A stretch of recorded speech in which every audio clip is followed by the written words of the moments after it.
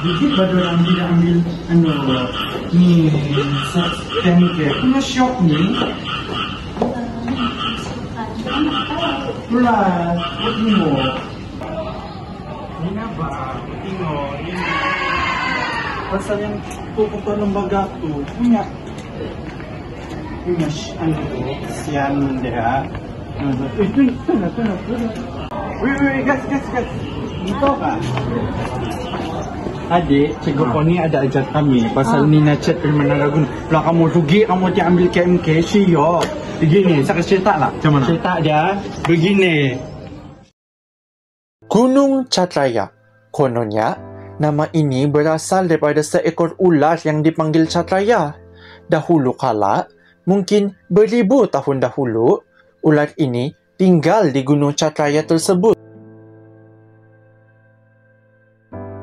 Kata orang tua, ular itu adalah sebesar batang kelapa dan panjangnya 10 depah. Apabila tidur, lingkarannya setinggi 2 kali orang dewasa. Ular ini dikatakan berbahaya kerana ia mampu membunuh manusia dengan membelit mereka dengan tubuhnya yang utuh dan kukuh dengan kekuatan yang luar biasa. Tetapi, orang-orang bilang ular ini tidak pernah pun mengacau manusia. Tambah lagi, hanya ada ular itu sendiri di gunung tersebut dan ia menjadi penunggu di situ.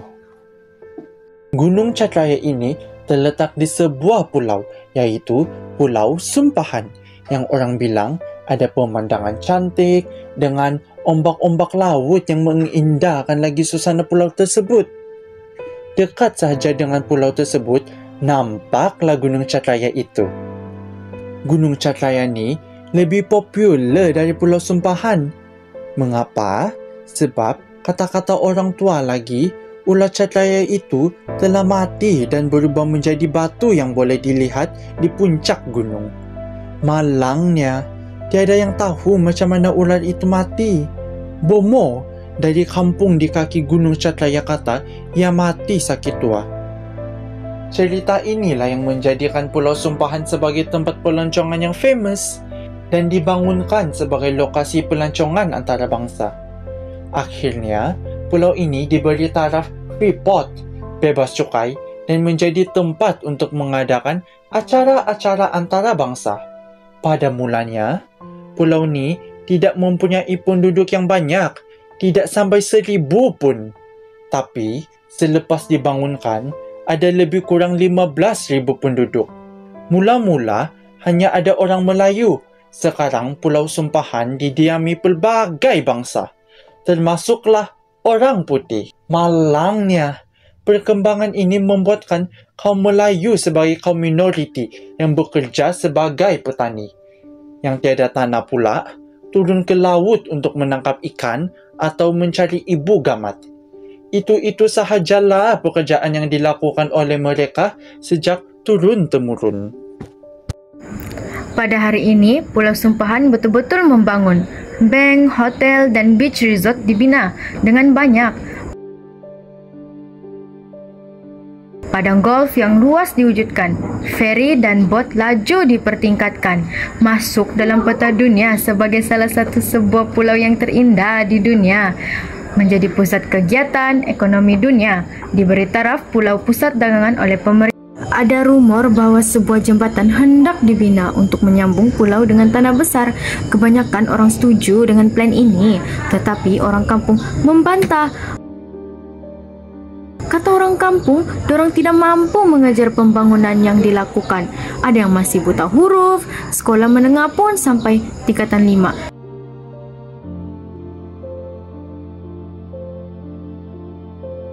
Ada yang risau nanti mereka akan menjadi penghuni tanpa kelas. Anak-anak asal Pulau Sumpahan yang lulus universiti cuba menulis akhbar untuk memberi pandangan mereka, namun tidak dilayan. Mereka hanya mampu menyuarakannya dengan orang-orang kampung. Pemerintah berfikir bahawa membangun infrastruktur akan memberi lebih banyak kemudahan asas kepada penduduk. Tetapi, penduduk asli berpendapat lain. Mereka tidak dapat mengejar pembangunan dan lemas kerananya. Ada cerita mengatakan seorang petani yang termakan kata-kata menjual tanahnya ke seorang tokia dari ibu kota dengan harga yang cukup tinggi. Tetapi beliau tidak tahu hendak buat apa dengan duit yang banyak itu. Hendak membeli tanah baru. Malang sekali harganya lebih mahal. Maka beliau membagikan duit itu kepada 7 orang anaknya yang mereka guna untuk membeli kereta setiap seorang. Kereta ini jugalah menjadi penyebab kepada kesesakan lalu lintas. Beberapa orang anak lepasan universiti ini risau akan perkembangan di Pulau Sempahan ini. Mereka mampu menjejakkan kaki ke universiti pun kerana terpilih memasuki sekolah berasrama penuh. Namun, ada daripada mereka yang gagal mendapat pekerjaan di bandar dan akhirnya pulang ke kampung untuk bertani. Ada lagi cerita, nelayan di sebuah perkampungan terpaksa berpindah kerana kawasan perkampungan mereka yang diwarisi dari dulu hendak dibangunkan sebuah hotel 5 bintang.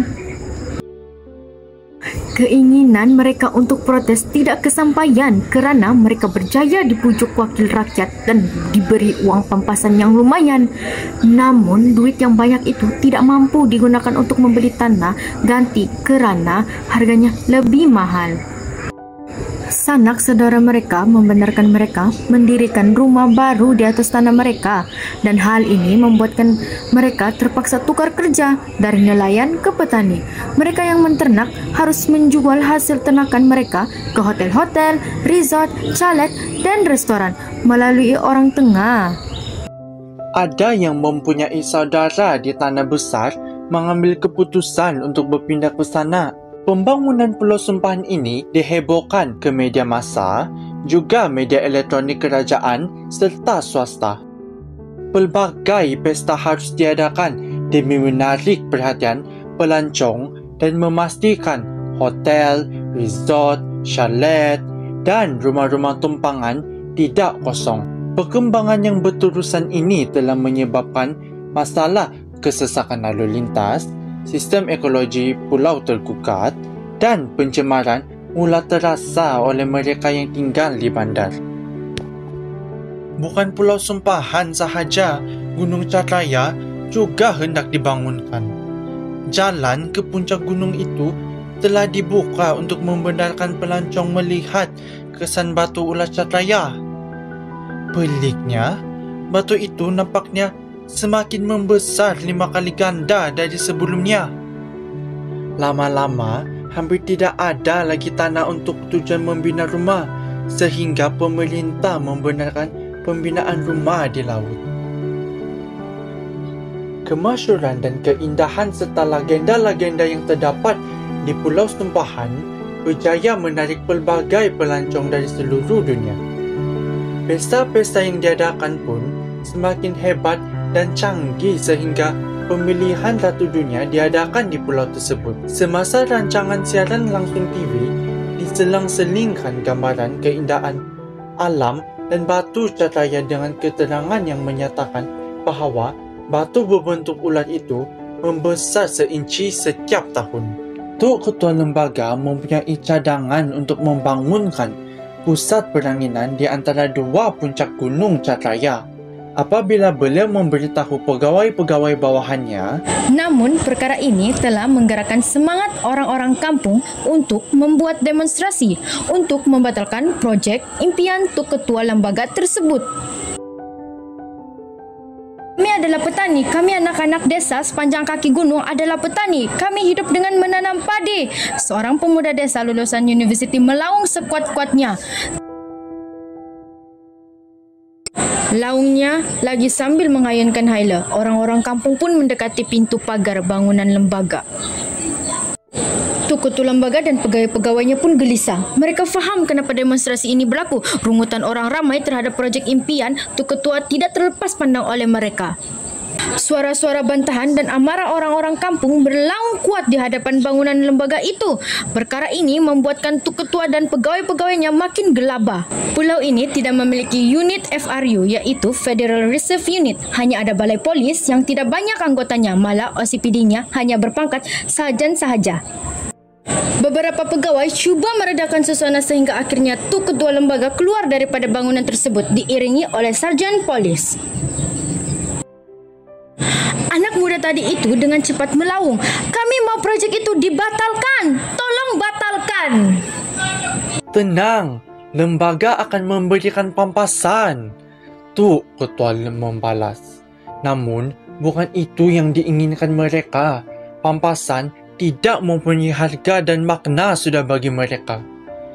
Mereka inginkan tanah mereka yang tercemar dengan lumpur akibat projek itu untuk dipulihkan.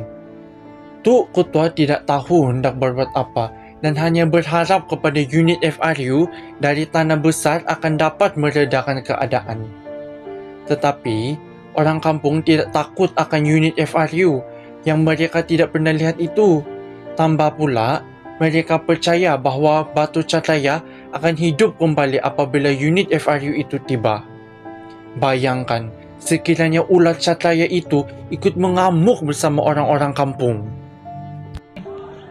Oh, begitu. Best kan?